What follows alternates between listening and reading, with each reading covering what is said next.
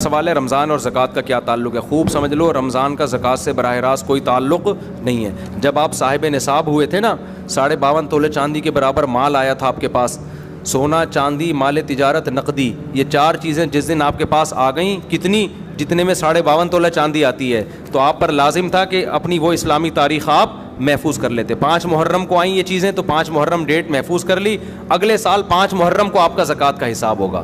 سمجھتے ہو؟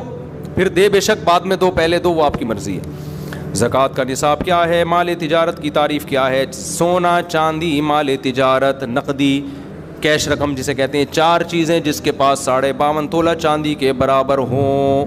52.5 تولہ چاندی کے ریٹ کیا چل رہے ہیں مجھے نہیں معلوم، اوپر نیچے اتنے ہو رہے ہیں، شاید 90,000 1 لاکھ روپے تک چل رہے ہیں شاید۔ تو جس کے پاس اتنی مالیت کا سونا، چاندی، تجارتی مال یا نقدی ہو تو وہ صاحب نصاب بن جاتا ہے۔ اس پر لازم ہوتا ہے کہ وہ اسلامی تاریخ نوٹ کر لے۔ عام طور پر جب لڑکوں کی، لونڈے لپاڑوں کی تنخواہ لگتی ہے، پہلی تنخواہ 90,000 1 لاکھ آئی تو وہ صاحب نصاب بن گئے۔ لڑکیوں کی شادی ہوتی ہے، ان کو سونا ملتا ہے، تو جس دن ان کو سونا ملا ہے، ہینڈ اوور ہوا ہے، وہ تاریخ، وہ اسلامی تاریخ نوٹ کر لیں۔ سمجھ میں آ رہی ہے بات؟ پھر ہر سال اسی تاریخ کے حساب سے زکوٰۃ دیا کریں۔ مال تجارت کی تعریف کیا ہے؟ مال تجارت اس مال کو کہتے ہیں جو بیچنے کے لیے خریدا ہو اور اب تک بیچنے کی نیت باقی ہو۔ آپ کی دکان ہے، کرائے پہ دی ہوئی ہے، دکان پہ زکوٰۃ نہیں ہے، کیوں؟ کرائے پہ دی ہوئی ہے۔ آپ کی گاڑی ہے، کرائے پہ دی ہوئی ہے، زکوٰۃ نہیں ہے، کیوں؟ کرائے پہ دی ہوئی ہے۔ ہاں، گاڑی آپ نے خریدی ہے کہ بیچ دوں گا میں، خریدتے ہوئے بیچنے کی نیت تھی تو اس گاڑی پہ زکوٰۃ دینا واجب۔ ہاں، گاڑی آپ نے خریدی اپنے لیے، ارادہ ہوا کہ جب بیچنے کا موڈ ہوا تو بیچ دوں گا، یہ مال تجارت نہیں ہے، کیونکہ خریدی کس لیے؟ بیچنے کے لیے، تھوڑی استعمال کے لیے۔ اس طرح پلاٹ آپ نے خریدا کہ یار کنفیوز ہوں، دیکھیں گے فیوچر میں بناؤں یا بیچوں، سوچوں گا، زکوٰۃ نہیں ہے اس پر۔ ہاں، پلاٹ خریدا، نیت کیا ہے؟ بیچوں گا، اس پہ زکوٰۃ واجب ہے۔ سمجھتے ہو کہ نہیں سمجھتے ہو؟ زکوٰۃ کن لوگوں کو دی جا سکتی ہے؟ زکوٰۃ ان لوگوں کو دی جا سکتی ہے، اتنا کافی ہے۔ سمجھتے ہو؟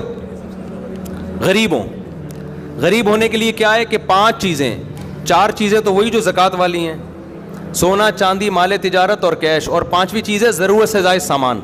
ایک آدمی کے پاس ضرورت سے زائد سامان ہے، ضرورت سے زائد سامان اسے کہتے ہیں پورے سال استعمال ہی نہیں ہو رہا۔ گھر میں ڈنر سیٹ پڑا ہوا ہے، پورا سال استعمال نہیں ہوتا۔ پلاٹ پڑا ہوا ہے، نہ رینٹ پہ دیا ہوا ہے، نہ کھیتی باڑی کر رہا ہے اور نہ خود رہتا ہے اس میں، تو وہ پراپرٹی بھی ضرورت سے زائد ہے، اس میں پورا سال گزرنا بھی ضروری نہیں ہے۔ تو جس کے پاس اس طرح کی پراپرٹی ہو جو استعمال میں نہ آتی ہو، یا سونا، چاندی، مال تجارت اور نقدی اس کے پاس 52.5 تولہ چاندی کے برابر ہو، یا 5 چیزوں کا مجموعہ 52.5 تولہ چاندی کے برابر ہو، تو ایسے آدمی کو زکوٰۃ دینا جائز نہیں ہے۔ سمجھتے ہو کہ نہیں سمجھتے؟ اتنا پوچھ لیا کرو بھائی، تمہارے پاس کوئی ایسی پراپرٹی تو نہیں ہے جو استعمال میں نہ آتی ہو، اتنا پوچھ لیا کرو۔ پورا نصاب پیش کرو گے تو پاگل ہو جائے گا نا، وہ کہے گا تو زکوٰۃ نہیں دے بھائی، میرے حساب نہیں ہو رہا مجھ سے۔ میں جب کسی کو زکوٰۃ دیتا ہوں تو اتنا پوچھ لیتا ہوں، یار تمہارے پاس سونا وونا تو نہیں ہے؟ نہیں ہے بھائی، کیونکہ سونا آج کل اتنا مہنگا ہے کہ وہ سونا ہی آدمی کو مالدار بنا دیتا ہے۔ اور بھائی تمہارے پاس بینک میں کیش اماؤنٹ کتنا پڑا ہوا ہے؟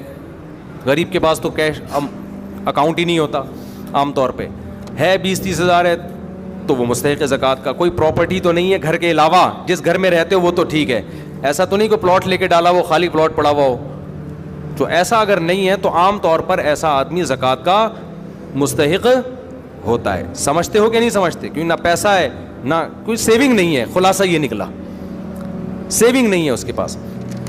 اچھا میرے بھائی، عشر کیا ہے؟ کتنی آمدنی پر ہے؟ عشر کہتے ہیں زمین کی پیداوار۔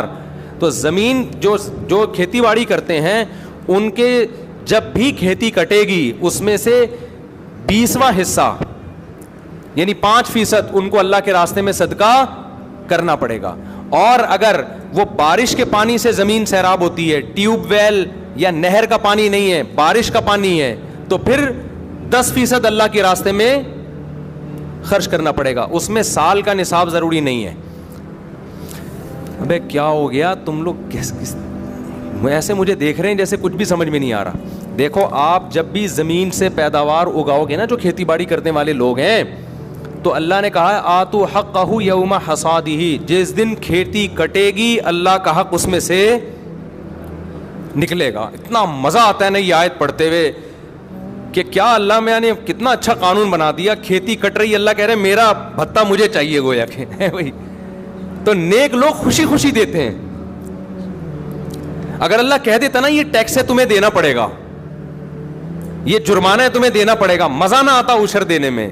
اللہ کہتے ہیں جس دن کھیتی کٹے, پہلے اللہ نے اپنی نعمتیں بیان کی کہ اس نے آسمان سے پانی برسایا, یہ پانی سائنسدان نہیں برساتے, پھر اس نے زمین سے تمہارے لیے طرح طرح کے نباتات پیدا کیے, انار پیدا کیا, انگور پیدا کیا, سب اللہ کر رہا ہے. اللہ کہہ رہے ہیں لہذا جس دن کھیتی کٹے گی اس دن میرا حق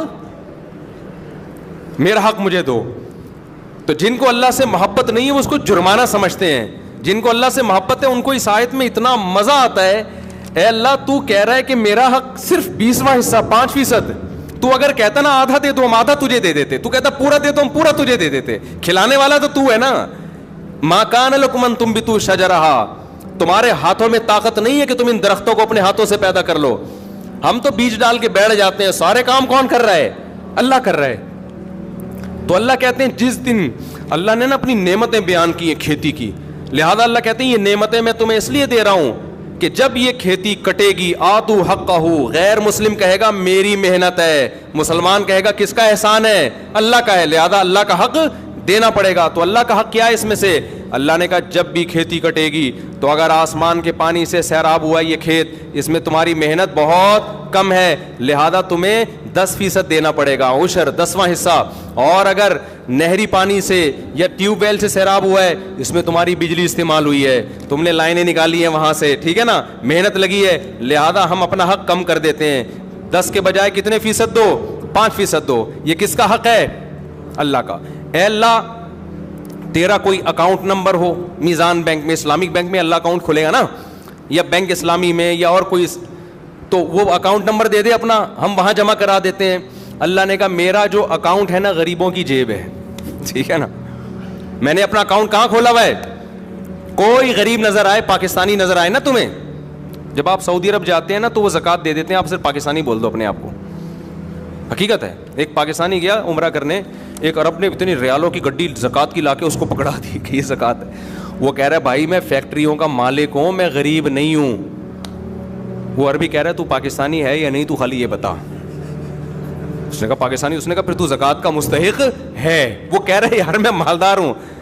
وہ عربی کہہ رہے بس پاکستانی ہے یا نہیں ہے تو یہ بتا. کلو پاکستانی مسکین, ان کا ایک نعرہ ہے. ہر پاکستانی شکل سے بھی غریب لگ رہا ہوتا ہے.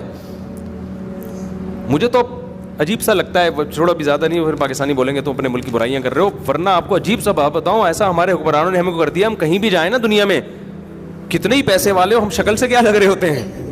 غریب ہی لگ رہے. تو ایسا ہمارا امیج دنیا کے سامنے بنا دیا ہے. اچھا بھائی, تو اللہ میاں نے کہا کیا کہا کہ میرا جو اکاؤنٹ ہے وہ تمہیں کہاں ملے گا؟ جو غریب نظر آئے اس کی جیب میں وہ عشر ڈال دو. تو دیگر تینوں اماموں کے نزدیک, امام مالک, امام شافعی, امام احمد بن حنبل کے نزدیک تو پیداوار کا جو 10واں حصہ ہے وہی آپ کو صدقہ کرنا پڑے گا. امام ابو حنیفہ کے نزدیک یہ اجازت ہے کہ یا تو اس میں سے 10واں حصہ دے دو یا اس 10ویں حصے کی قیمت دے دو, بلکہ قیمت دینا ان کی نظر میں زیادہ بہتر ہے. سمجھتے ہو؟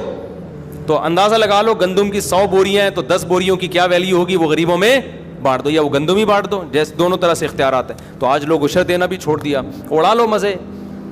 اور کمال کی بات یہ کہ جتنا اللہ کی راہ میں دو گے اللہ اس کو واپس بھی دے دیتا ہے. تو یہ جو کنجوس لوگ ہوتے ہیں نا جو عشر نہیں دیتے, یہ دنیا کے بھی خسارے میں اور آخرت کے بھی خسارے میں. تو اتنا مزہ آتا ہے زکوٰۃ نکالنے میں, مزہ آتا ہے. ہمارے شیخ حضرت مفتی رشید احمد صاحب رحمۃ اللہ علیہ نے ارادہ کیا اپنا سارا مال صدقہ کر دیں, صرف ضرورت کا رکھیں. حضرت فرماتے ہیں لیکن میں نے یہ سوچ کے نہیں کیا کہ پھر زکوٰۃ نہیں واجب ہوگی مجھ پر, زکوٰۃ دینے کا اپنا مزہ ہے. نہیں یاری بات. تو حضرت اس لیے مالدار رہنا پسند کیا کہ میں زکوٰۃ نکالا کروں, زکوٰۃ کا اپنا مزہ ہے بھائی.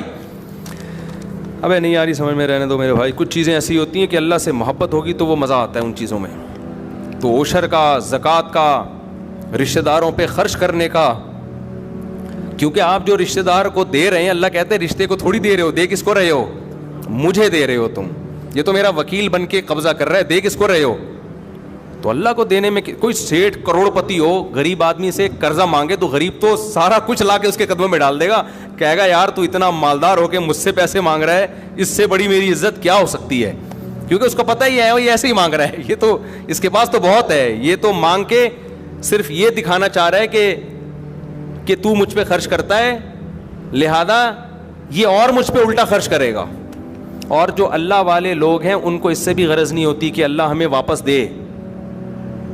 سمجھتے ہو نا, ان کو اس سے نہیں ہوتی کہ ہم صدقہ اس لیے کر رہے ہیں کہ اللہ ہمیں ریٹرن کرے. وہ کہتے ہیں اللہ نہ بھی کرے نا, ہمیں تو اسی میں بڑا مزہ ہے کہ اللہ ہم سے مانگ رہا ہے. تو عشر اور زکوٰۃ اور صدقات و خیرات دل کی خوشی سے کیا کرو کہ اللہ کا احسان ہے ہمارے اوپر کہ اس نے ہمیں صدقات و خیرات کا حکم دیا, کنجوس نہیں بنایا ہمیں, ورنہ گھسیٹتے رہتے ادھر سے بھی آ جائے, ادھر سے بھی آ جائے, ادھر سے بھی آ جائے, ادھر سے بھی آ جائے. حدیث میں آتا ہے اوپر والا ہاتھ اللہ کو نیچے والے ہاتھ سے پسند ہے.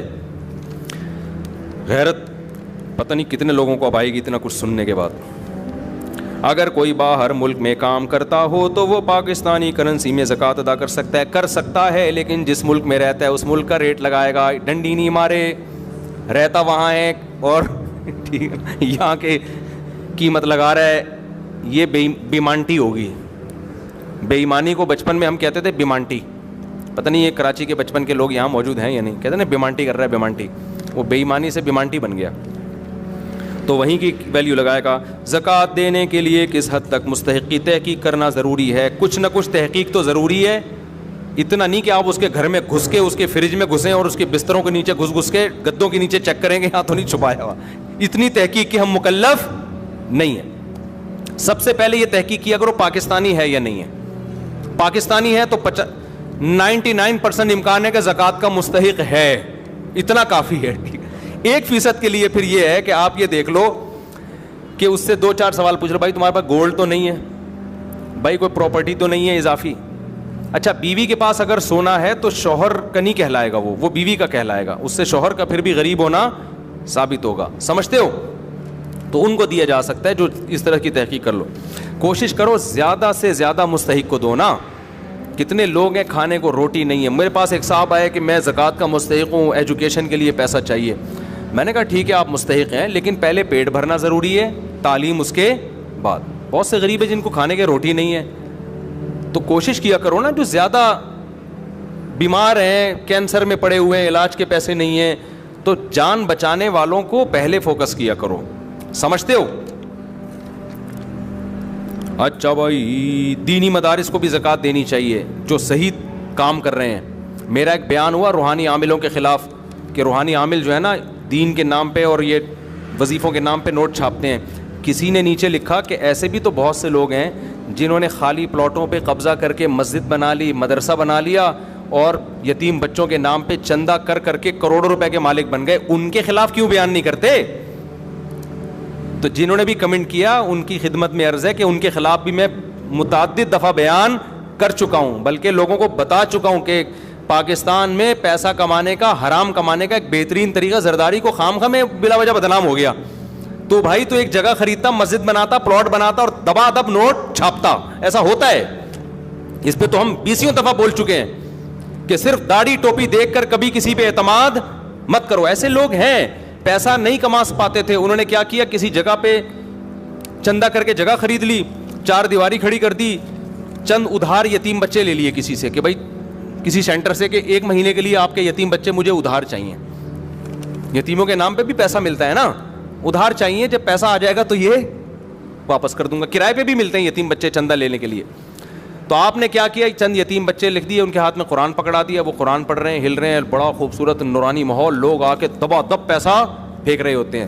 تو میں نہیں کہہ رہا کہ مدارس کے محتمم فراڈی ہوتے ہیں یا علماء معاذ اللہ 2 نمبر ہوتے ہیں یا مولوی 2 نمبر ہوتے ہیں. نہ 2 نمبر لوگ بھی مولویت کے لبادہ اوڑھ لیتے ہیں. 2 نمبر لوگ بھی مدرسے کے ناظم کا لیبل استعمال کر کے لوگوں سے پیسے بٹورتے ہیں.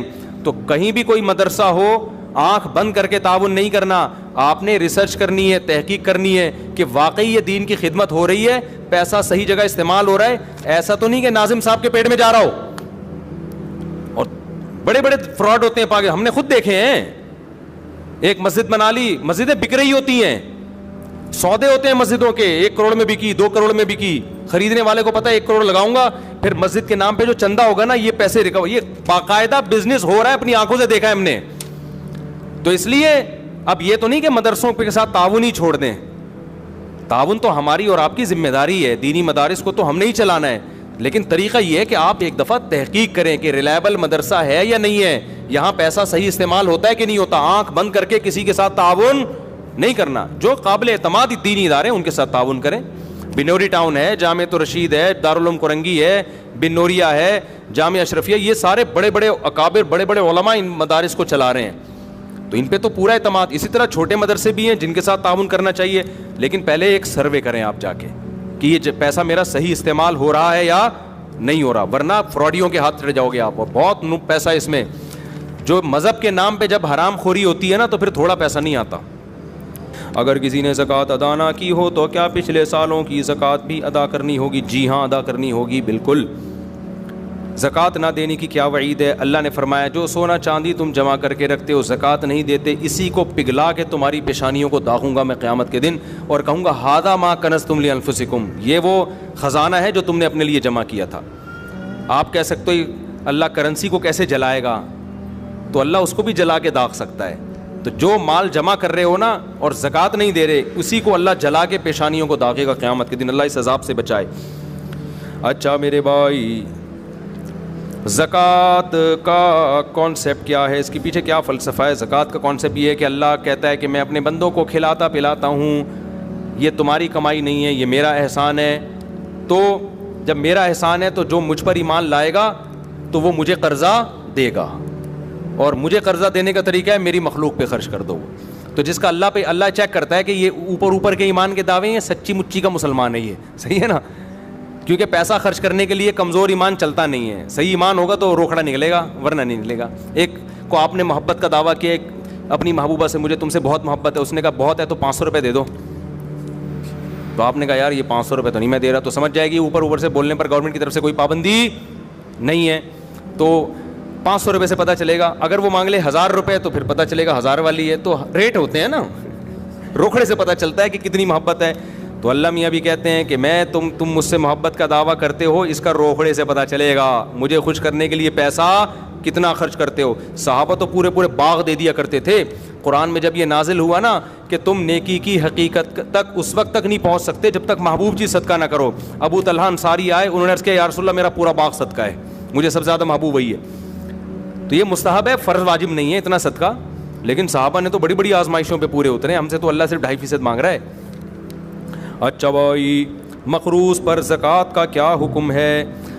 صاحب نصاب پہ جتنا قرضہ ہے اس قرضے کو مائنس کرے گا. وہ آپ کے پاس 1 لاکھ روپے پڑے ہوئے ہیں, قرضہ 50,000 کا ہے, تو لاکھ سے 50,000 مائنس کریں گے, پھر 50,000 جو بچے گا تو وہ دیکھا جائے گا کہ نصاب کے برابر ہے یا نہیں. اگر ہے تو زکوٰۃ ہے, نہیں ہے تو زکوٰۃ نہیں ہے. تو قرضے کو مائنس کیا جاتا ہے.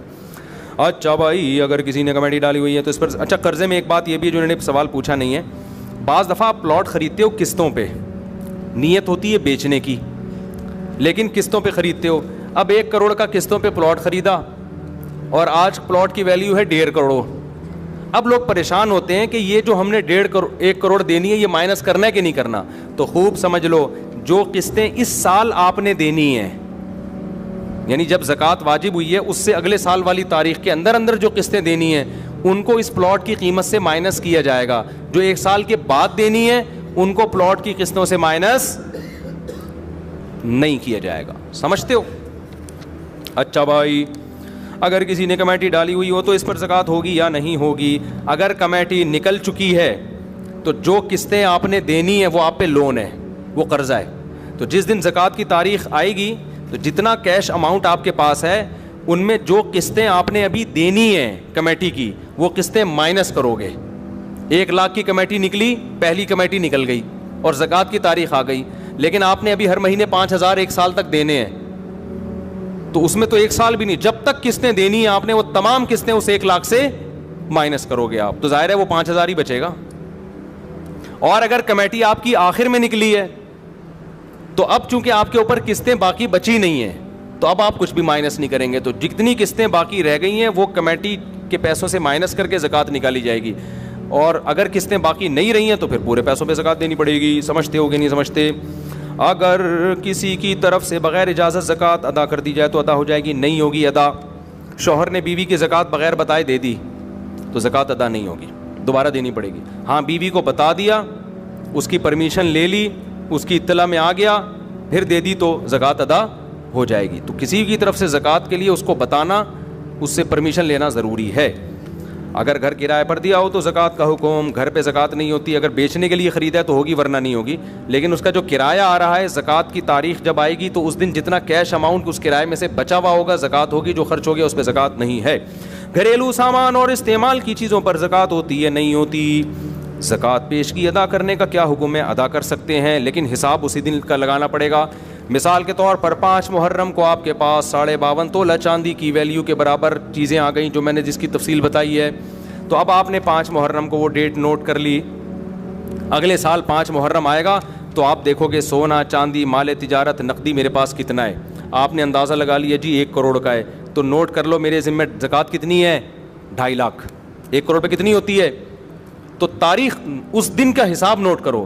2.5 لاکھ آپ نے نوٹ کر لیا. اب پورا سال پڑا ہے, آپ قسطوں میں دے سکتے ہو, جتنا جلدی دو اتنا اچھا ہے. بعض دفعہ دیر اس لیے کرتا ہے کہ بھائی کوئی مستحق نہیں مل رہا, ابھی پٹرول تھوڑا اور مہنگا ہونے دو تو پھر ہر ایک کو دے سکتے ہیں, ہم بانٹ دیں گے. بعض دفعہ یہ ہوتا ہے, ٹھیک ہے نا, نہیں یاری بات میرا خیال ہے. تو اس نیت سے دیر بھی کی جا سکتی ہے تو لیکن حساب اسی دن کا کرنا پڑے گا. ایڈوانس میں بھی دی جا سکتی ہے. مثال کے طور پر 5 محرم کو آپ صاحب نصاب بنے, ابھی 2 محرم ہے, زکوٰۃ ابھی فرض نہیں ہوئی, اگلے سال کے 2 محرم, لیکن غریب مل گیا آپ کو, پیٹرول ایک دم 22 روپے مہنگا, اڑوس پڑوس میں جنازے اٹھنا شروع, ڈپریشن کی گولیاں مہنگی. اب آپ کو نظر آئے کہ یار یہ تو مر جائے گا اگر میں نے اس کو پیسے پیٹرول کے پیسے نہ دیے. بائک اسٹارٹ کر رہا ہے, پیٹرول کے پیسے ہی نہیں ہیں, اوپر سے ڈاکو کھڑے ہوئے ہیں گن لے کے. یہی ہوتا ہے نا, ڈاکوؤں کے پاس پتہ نہیں کہاں سے پیسہ آ رہا ہے, بندوق کے پیسے بھی ہیں, گولیوں کے پیسے بھی ہیں, کھانے پینے کے پیسے بھی ہیں. خیر, تو آپ نے کیا کیا یار, 5 محرم تک تو آدھی پبلک مر چکی ہوگی, مجھے تو لگ رہا ہے واقعی مر چکی ہوگی اگلے 5 محرم سے پہلے جو حالات چل رہے ہیں. تو آپ نے کیا کیا, آپ نے لم سم اندازے سے زکوٰۃ نکال دی کہ حساب میں 5 محرم کو کروں گا, لیکن یہ غریب 5 محرم تک مر چکا ہوگا, لہذا یہ لے بھائی تو میری طرف سے یہ پیٹرول. وہ ایک ٹک ٹاکر آیا کرتا تھا, بڑے مزاحیہ کلپ بناتے, ایک دن اس کا کلپ سامنے آ گیا, بڑی ہنسی آئی. پیٹرول بہت مہنگا ہوا نا, تو کسی نے بتایا کہ اس کا کوئی دوست بائک لے کر آیا ہے, تو بائک لے کر آیا تو اس نے کہا کہ میں تجھے ایک ایسا گفٹ دوں گا تو یاد رکھے گا. تو لاکر کھولا, اس کے اندر ایک اور لاکر سے جا کے نا اتنا سا پیٹرول چھپا کے رکھا ہوا تھا, وہ رومال سے ایسے کر کے ٹپکایا ہے. اس نے سلیوٹ کیا اپنے بھائی کو, یار تیری عظمت کو سلام. تو پیٹرول یہ ہونے والا ہے, ابھی سے نا ڈھکنوں میں محفوظ رکھ لیں آپ لوگ, سونگنے کے لیے کم از کم ہمیں فیوچر میں پیٹرول مل جائے. تو آپ نے ایڈوانس میں زکوٰۃ دے دی تو ٹھیک ہے, لیکن آپ نوٹ کر لیں کتنی دے دی ہے میں نے. 5 محرم کو آپ اندازہ لگائیں کہ بنتی کتنی ہے, اگر وہ زکوٰۃ میں نہ نکالتا وہ بھی شامل کر کے اندازہ لگائیں. تو اگر زیادہ دے دی ہے تو غریبی ہو گئی, واپس نہیں لے سکتے کہ آپ جائیں یار میں نے وہ اصل میں ایکچولی بنتی تو 2.5 لاکھ تھی, میں نے غلطی سے 3 دے دی ہے, 50 واپس کر دو, واپس نہیں لے سکتے. اب آپ وہ 50 کیا ہو گئی, غریبی. اور اگر کم دی ہے تو جتنی کم ہے وہ نکال دو.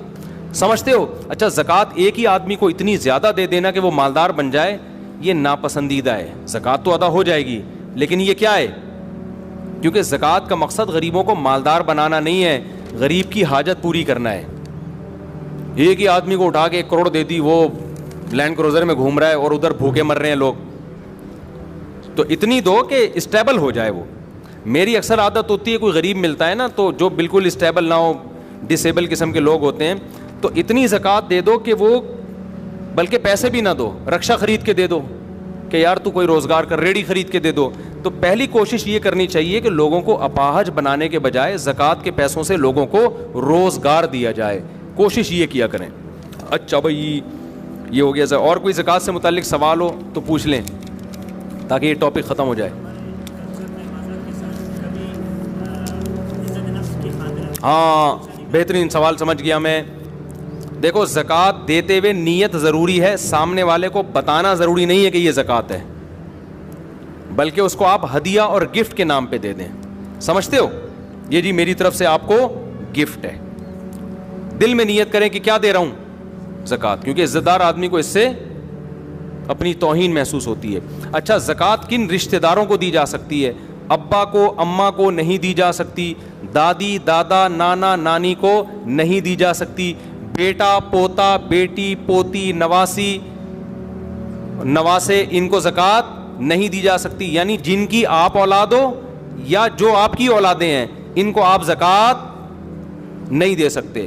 شوہر بیوی کو, بیوی شوہر کو زکوٰۃ نہیں دے سکتی. ان کے علاوہ جتنے بھی رشتے ہیں سب کو زکوٰۃ دے سکتے ہیں.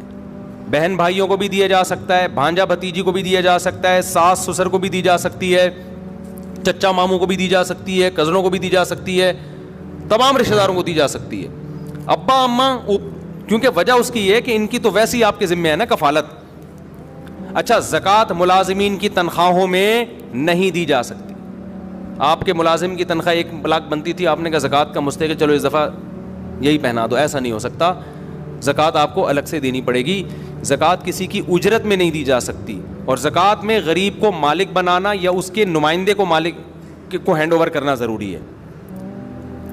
جیسے آپ نے کسی کے علاج پہ زکوٰۃ خرچ کرنی ہے نا, تو اب شریعت کہتی ہے اس مریض کو مالک بناؤ.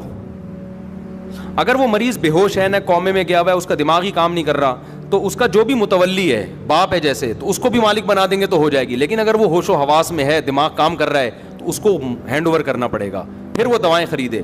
اب یہ کام مشکل ہوتا ہے, تو اس کا طریقہ یہ ہوتا ہے کہ اس مسکین سے, غریب سے, جو بھی پیشنٹ ہے, اس سے یہ اجازت لے لی جائے کہ بھائی آپ اپنا کسی کو اس ہسپتال کو نمائندہ بنا دو, وکیل بنا دو.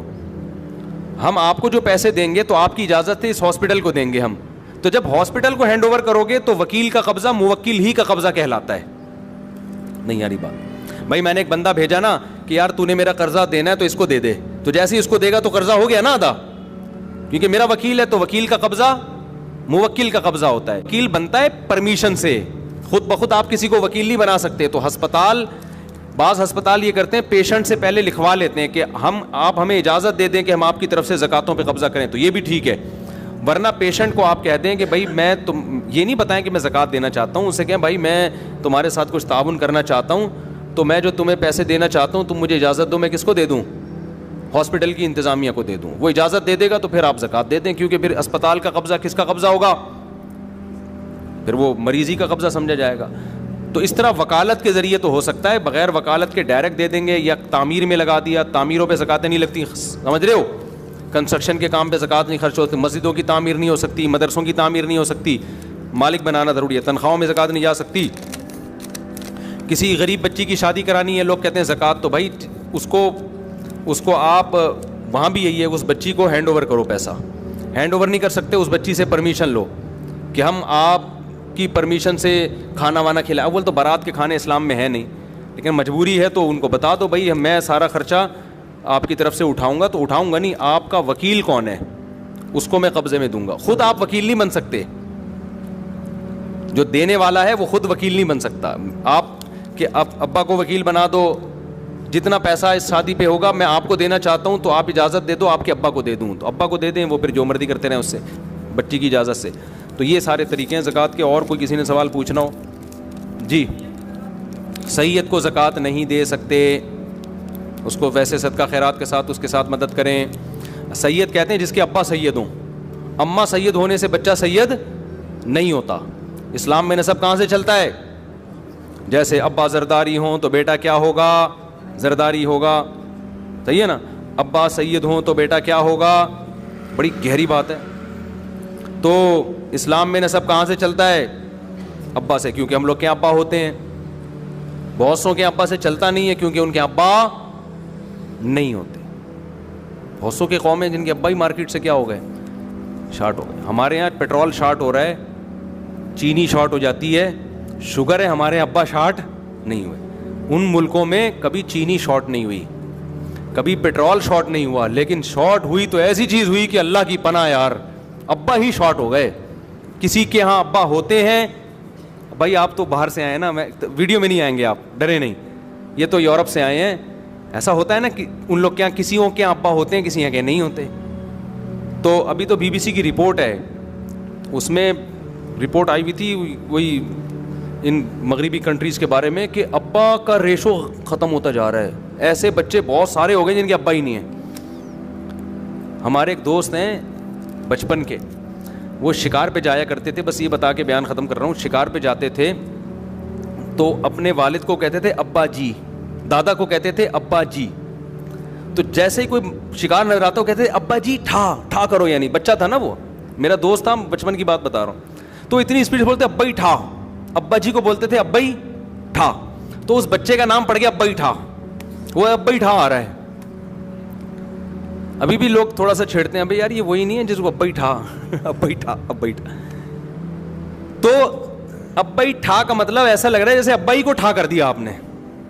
تو گورے نے کیا کیا, ابئی ٹھا. ابا مارکیٹ سے کیا ہو گئے, ان کے ابا کی بات کر رہا ہوں, یہ جو بیٹھے ہوئے, ابا کیا ہو گئے مارکیٹ سے, ٹھا. ابئی کو ٹھا کر دیا. وہ تو کہہ رہا تھا بچہ کہ ابئی وہ ٹھا یعنی مارو اس کو. گورے نے ابا کو ہی اٹھا کے ٹھا کر کے اپنی سوسائٹی سے نکال دیا. اس لیے میں بار بار کہتا ہوں, ہم جب کسی سے ابا کی خیریت پوچھتے ہیں تو ہم پوچھتے ہیں آپ کے ابا خیریت سے ہیں, وہ کہتے ہیں ہاں ہیں یا نہیں ہیں. لیکن گورے سے آپ کو 2 سوال پوچھنے پڑیں گے. پہلا سوال, آپ کے ابا ہیں, وہ کہے گا ہاں ہیں. پھر آپ پوچھیں گے اچھا خیریت سے ہیں یا نہیں. تھوڑا سا جملہ بڑھانا پڑتا ہے, یہ ایک ٹینشن ہے تھوڑی سی. تو جب آپ جائیں تو یہ 2 جملے یاد کر کے, ایسے ڈائریکٹ نہ پوچھ لے کرے آپ کے ابا خیریت سے ہیں, وہ کہے گا پہلے یہ تو پوچھو ہے بھی کہ نہیں ہے, اس کے بعد وہ بتائے گا. خیر یہ کہاں سے کہاں بات چلی گئی, تو زکوٰۃ کے مسائل تھے, ٹھیک ہے نا. ابا سید ہو تو بیٹا کیا ہوگا, سید, اس کو زکوٰۃ نہیں. میاں بیوی کے شوہر سید ہے تو بیوی سید نہیں ہوگی, پھر بیوی کو زکوٰۃ دے سکتے ہیں. سبحانک اللہم و بحمدک نشہد ان لا الہ الا انت نستغفرک و نتوب الیک.